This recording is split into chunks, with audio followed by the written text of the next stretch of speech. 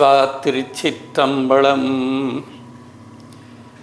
மண்ணில் நல்ல வண்ணம் வாழலாம் வைகளும் எண்ணில் நல்ல கதிக்கு யாது ஓர் குறையிலை கண்ணில் நல்லதுரும் கழுமளவள நகர் பெண்ணிலாலுடும் பெருந்தகை இருந்தது.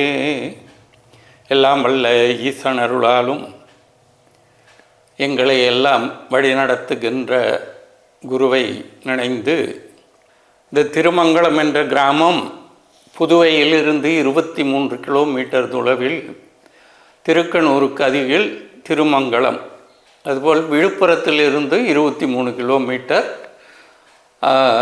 வழுதாவூர் சாலையாக வரும்போது திருமங்கலம் பாதை அப்படின்னு சொன்னீங்கன்னா அங்கே இறக்கிடுவாங்க. இது பக்கம் நடந்து வர தூரத்தில் கோயில். இது சுமார் 2500 ஆண்டுகளுக்கு முற்பட்டது.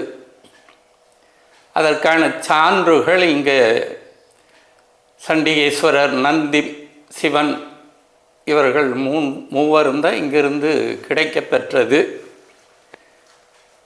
அதன் மூலமாக தான் இதனுடைய வருடத்தை நாம் கணக்கிட முடிந்தது. இது மேற்கு பார்த்த சிவாலயம். எல்லா இடங்களிலும் கிழக்கு பார்த்து அமைந்துள்ள சிவாலயங்கள் இருக்கும். இது மேற்கு பார்த்த சிவாலயம்.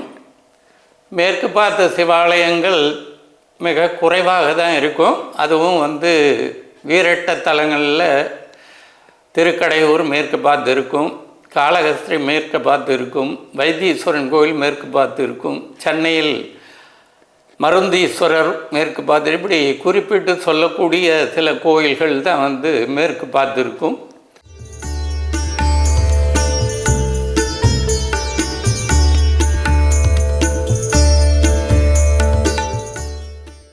இந்த மேற்கு பார்த்த சிவாலயங்கள் சித்தர்களால் பிரதிஷ்டை பண்ணுறது. கிழக்கு பார்த்த சிவாலயங்கள் மன்னர்கள், நம்மை போன்ற மனிதர்களால் பிரதிஷ்டை செய்யப்படுறது. அப்படி இது செவி வழி செய்தியாக கோரக்க சித்தரால் பிரதிஷ்டை செய்யப்பட்ட லிங்கமாக கருதப்படுகிறது. இங்கு கோயில்கள் எதுவும் இல்லை, வெறும் லிங்கம் அது மட்டுமே வெளியில் தெரியும் நிலையில் இருந்தது.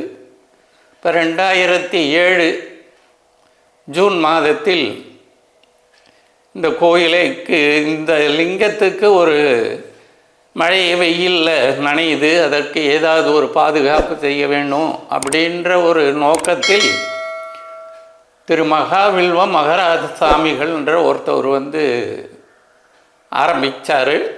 அப்போ நம்மையும் எல்லாரையும் கூப்பிட்டாரு. அப்போ நாமெல்லாம் வேறு வேறு பிஸ்னஸ் அது இதுன்னு இருந்ததால் நாங்கள் கோயிலை பற்றிலாம் எங்களுக்கு தெரியாது, நீங்கள் போய் செய்யுங்க அப்படின்னோம்.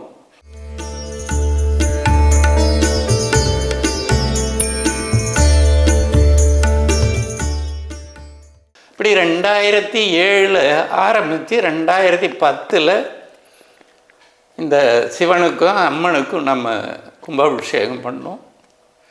பிறகு 2014 ராஜகோபுரம் கட்டுவதற்காக ஒரு அடிக்கல் நாட்டி, அது 2019 முழு கொரோனா பீரியட், யாரும் வெளியே வர முடியாத ஒரு நேரத்தில் அதை முடித்து கும்பாபிஷேகம் பண்ணணும். இங்கே ஆலய அமைப்பை நீங்கள் இந்த வீடியோவில் சொல்லி கூட உங்களுக்கு புரிய வைக்க முடியாது. ஏன்னா இப்போ என்ன சொல்லுவோம், விநாயகர் இருக்கார், முருகர் இருக்கார், மகாலட்சுமி இருக்காங்க, கஜலட்சுமி இருக்காங்க, காசி விஸ்வநாதர் இருக்கார், சரஸ்வதி இருக்கார். இவங்க எல்லாம் தனித்தனி கோபுரத்தோடு இருக்காங்க. 4 இருக்காங்க. 63 நாயன்மார்கள் பிரதிஷ்டை பண்ணப்பட்டுள்ளது.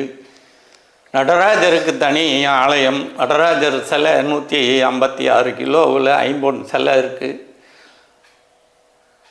பைரவருக்கு தனி கோயில், அங்காரகனுக்கு தனி கோயில், நவகிரகங்களுக்கு தனி கோயில், சனீஸ்வரர் தனியாக ஒரு கோயில் இருக்குது, நவகிரகத்துலேயும் ஒன்று இருக்குது. இப்படி ஒன்றும் நம்மை அறியாமையே அந்த இடம், அதற்கான அளவு, இதையெல்லாம் அங்கே நிற்கும்போது சொல்லுவார். அதை நம்ம அப்படியே பண்ணுவோம், அது கோயிலாகிடும், அவ்வளோதான். தன்வந்திரிக்கும் ஒரு கோயில் இருக்குது உள்ள. நீங்கள் உடல் நலம் சரியில்லையா, அதுவாதான்னா அவருக்கு அதெல்லாம் பண்ணிக்கலாம்.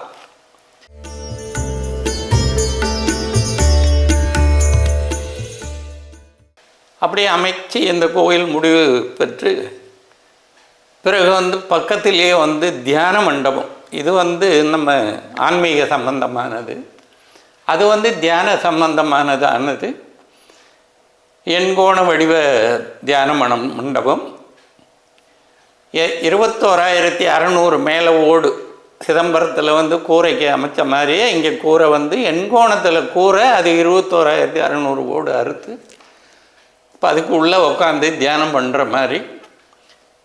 மகா அவதார் பாபாவுடைய சிலை 320 கிலோ ஐம்பொன் சிலை நம்மக்கிட்ட தான் இருக்குது. இவ்வளோ பெரிய சிலை வேறு யார்கிட்டையும் இல்லை.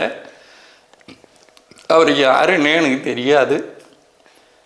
அவருக்கு நாம் சிவனை தான் அதுக்குள்ளே வைக்கிறதுக்கு நான் எல்லாம் பண்ணேன். பிறகு அவர் அதற்கான ஒரு ஆளை அனுப்பி அவர் இருக்கிறத எனக்கு உணர்த்தி ராணிகேத்து வரை நீட்டு போய் அவருடைய அந்த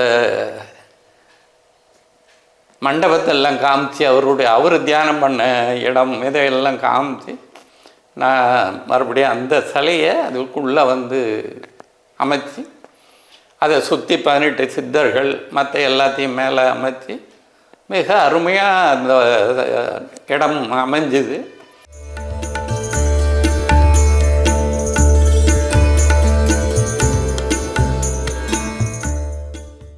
இப்படி உருவாக்கி இன்றைக்கி முழுமை அடைந்துள்ள இக்கோயில் பக்தர்களுக்காக என்ன நடக்குது, பக்தர்கள் ஏன் இங்கே விரும்பி வராங்க அப்படின்னும்போது, பக்தர்கள் எந்த கோரிக்கையை வச்சாலும் அதை அருமையாக நடத்தி கொடுக்குறார்.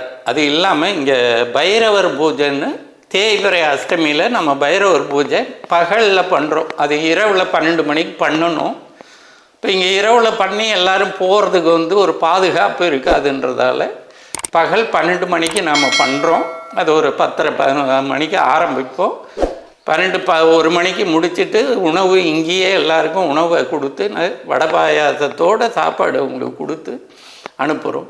இப்போ அங்கே அவங்க வைக்கிற அனைத்து கோரிக்கைகளும் நிறைவேற்றி தரப்படுகிறது. ஒருவர் 54 வயசில் இங்கே குழந்தை பிறந்தது, அதுவரை குழந்தை இல்லை. இங்கே வேண்டுதல் வச்சு குழந்தை இருக்குது. இப்போது அதுபோல் டாக்டர் சீட்டு அவங்க எதை நினச்சி வராங்களா மாதிரி கல்யாணம், குழந்தை பேர், இதையெல்லாம் கண்ணுக்கு எதிர அப்படியே நடத்தி கொடுக்குறாரு. ஒரு பெண்ணு ஒரு நாள் என்கிட்ட அழறாங்க. உள்ள நான் ஆர்த்தி பண்ணி விபூதி கொடுக்குறேன். அவங்க திடீர்னு அழறாங்க. ஏம்மா ஏன் அழற அப்படின்னா, எனக்கு குழந்தை வேணும், 7 வருஷம் ஆகுது கல்யாணம் ஆகி குழந்தை இல்லை. சரிம்மா, அடுத்த இறைவனுக்கு கல்யாணம் நடக்கிறதுக்குள்ளே நீ குழந்தையோடு வருவோம். அதே மாதிரி அடுத்த கல்யாணம் நடக்கும்போது அவங்க குழந்தையோடையே வந்தாங்க. இங்கேருந்து கொடுத்தது ஒரு எலுமிச்சம்பழம் தான்.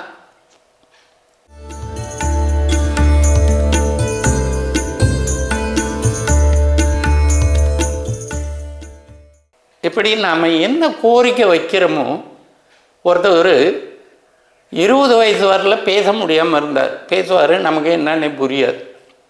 அப்புறம் இங்கே நம்ம உள்ள தியான மண்டபத்தில் ஒரு நவபாஷான லிங்கம் இருக்குது. அதுக்கு அபிஷேகம் பண்ணி இந்த தேனை கொடுத்து அமிச்சோம்.